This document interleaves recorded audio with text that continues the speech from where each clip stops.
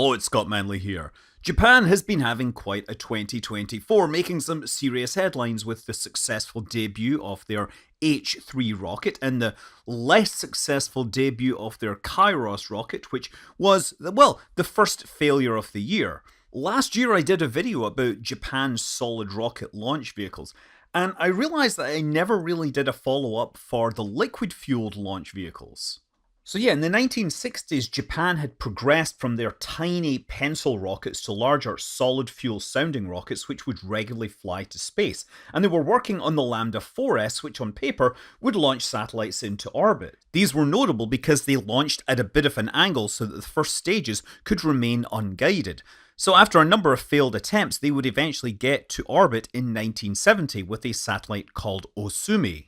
But Japan had big plans for spaceflight. They wanted to put spacecraft into geostationary orbit, and for that they would need a bigger rocket. And so instead of spending years developing this launch vehicle on their own, they essentially signed a deal with the USA which would allow the transfer of US technology to Japan, specifically the Thor Delta launch vehicle. If you look here, we have on the left a Thor Delta N launch vehicle. On the right, we have Japan's N1, not to be confused with the Soviet Union's N1, of course.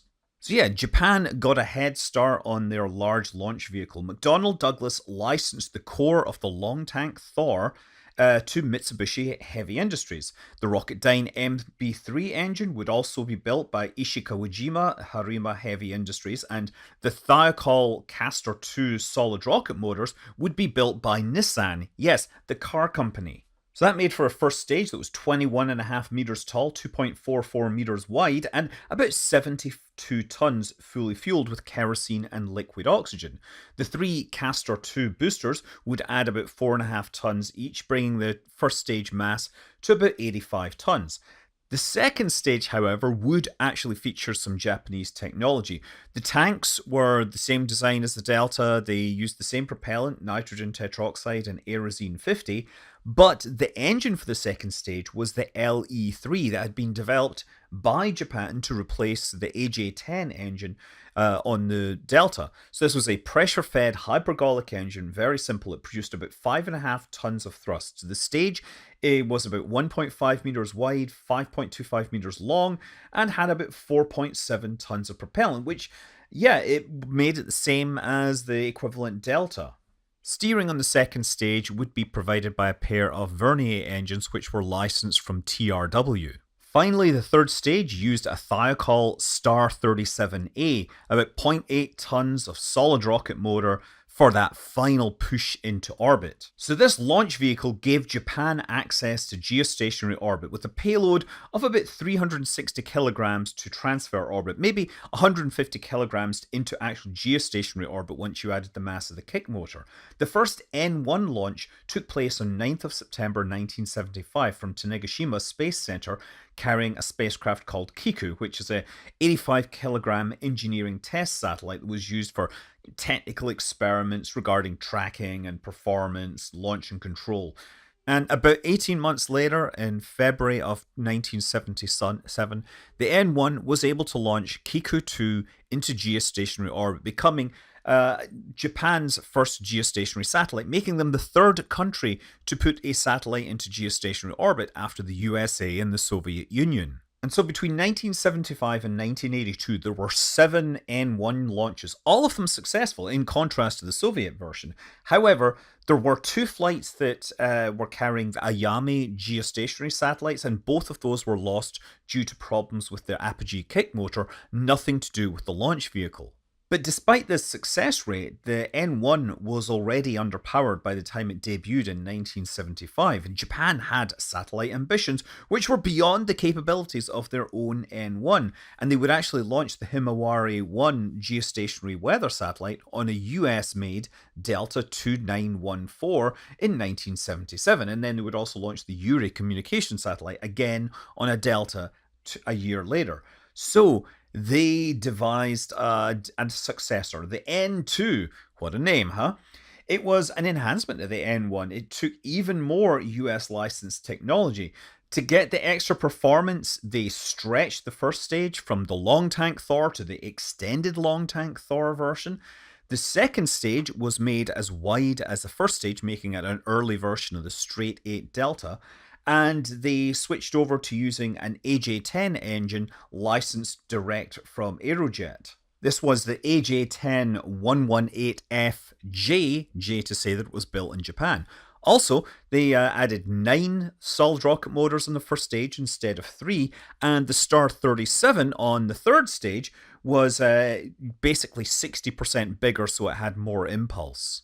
With all these enhancements, the N2 effectively doubled its payload to geostationary orbit, and Japan was quite happy to use it. It launched 8 times from 1981 to 1987, primarily with geostationary satellites. And the one exception was the final launch, where it carried a satellite called Marine Observation Satellite into a sun-synchronous orbit. And notably, on this launch, they did not include the Star 37 third stage. So, having built up a bit of experience in the manufacturing of launch vehicles, Japan wanted to properly strike out on their own, and so their next step was the H1. The H1 would be the first Thor-derived launch vehicle to use a hydrogen-fueled second stage. So the first stage was the same as the N2. The second stage had the tank stretched to accommodate the lower density propellant. It was almost twice the length, at something like 10 meters, with a mass of 10 tons, 80% of which was the hydrogen and oxygen propellant. So the engine for the second stage was the LE5, a gas generator-driven hydrogen-oxygen engine developed by Mitsubishi. And today, the H3 rocket still uses a derivative of the LE5. So the engine would get a thrust of about 10 tons with a much higher specific impulse compared to the LE3 that Japan had previously developed. Also, Nissan developed a larger third stage motor, the UM129A, which almost doubled the amount of propellant that was available compared to the N2. So in total, the H1 now massed about 140 tons at takeoff. It was 40 meters tall and could launch about 1.1 tons into geostationary orbit. So it would debut in 1986 and launch 9 times through 1992. And basically, development of the H2 would pretty much begin right away, because that large first stage and those Castor engines were all still American technology. And so we come to the H2. This would debut in 1994, and it would be all change. First of all, the core diameter, which had been about 2.4 meters, was now over 4 meters. Both stages were now hydrogen. The first stage was propelled by a new LE7 engine. This was a high-performance staged combustion engine generating about 90 tons of thrust at sea level. The first stage was about 30 meters tall. Those 9 Castor solid rocket motors, they were removed, and instead there were 2 large solid rocket motors that had been developed by Nissan. These would generate about 170 tons of thrust each for about 90 seconds, while the core would burn onwards after that for about another 4.5 minutes. The second stage now used a new version of the LE5. They'd switched away from the gas generator, removing that hardware, and instead they used an expander bleed cycle. That is where the hydrogen is heated by flowing it around the combustion chamber, and as it heats up, it expands into a gas, and you let that expanding gas flow through a turbine, capture that energy, and use it to drive the propellant pumps. It's similar to the RL-10 engine, which is used on the Centaur, but the difference is the RL-10 takes the exhaust gas from the turbine and puts it into the combustion chamber and gets slightly better specific impulse, whereas the LE5 has an easier time scaling to higher thrusts.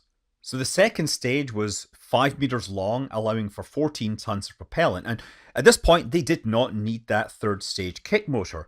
In total, the vehicle would stand about 49 meters tall and mass 250 tons at launch, able to throw about 1.8 tons into geostationary orbit. So the H2 would launch 7 times, but there was a couple of interesting variants. First of all, there was the H2 Plus, which was used on the third launch to launch Himawari 5.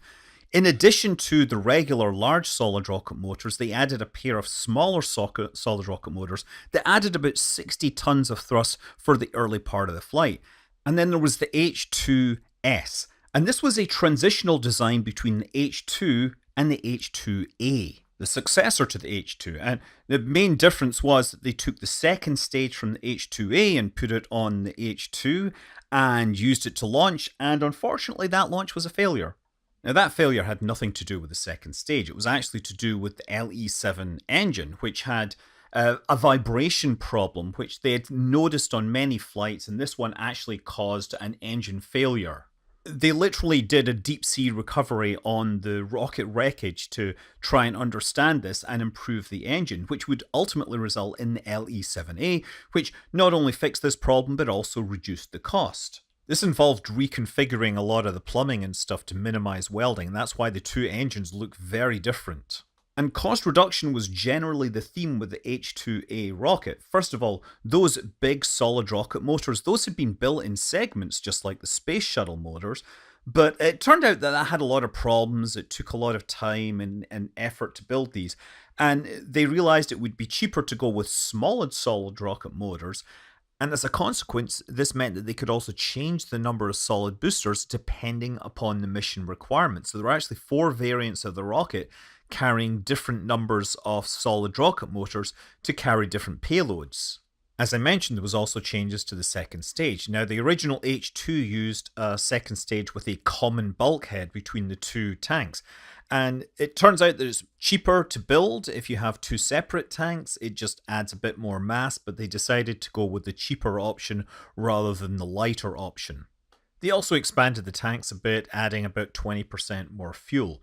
The engine was also upgraded from the LE-5A to the LE-5B, which provided more thrust mainly.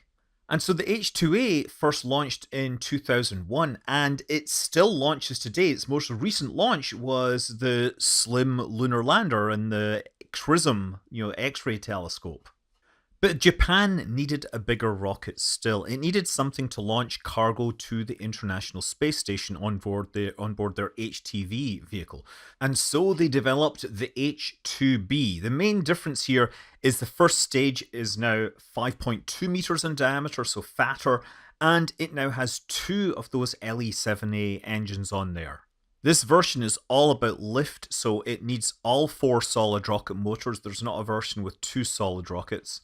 And it's flown a total of 9 times, carrying HTV cargo ferries to the International Space Station.